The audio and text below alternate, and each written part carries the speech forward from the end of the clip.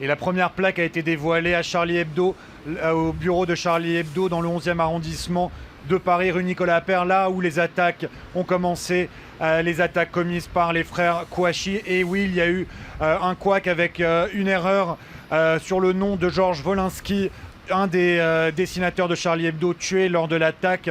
Une faute d'orthographe, et donc la plaque a été recouverte d'un drap noir immédiatement, en attendant qu'une nouvelle plaque soit présentée au siège de Charlie Hebdo et mise sur le mur de Charlie Hebdo. L'heure était là aussi au recueillement avec le président de la République et les survivants de l'équipe de Charlie Hebdo, les familles des victimes.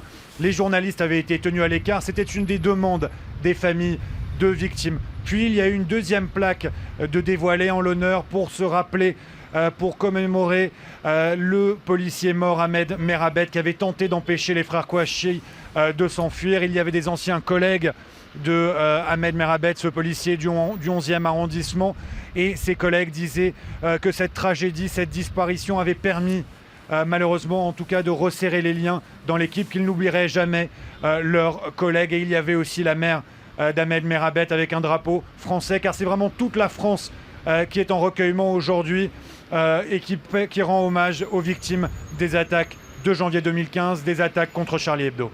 Merci Clovis Casalier. Une quatrième plaque sera dévoilée à la mémoire de la policière municipale tuée à Montrouge. Ce sera samedi. On va revenir sur cette faute d'orthographe qu'évoquait Clovis Casalier. Vous voyez cette plaque, Georges Wolinski, le dernier nom inscrit. Wolinski, ça s'écrit avec un I et non avec un Y, comme ça a été gravé par erreur, comme vous l'a dit notre envoyé spécial.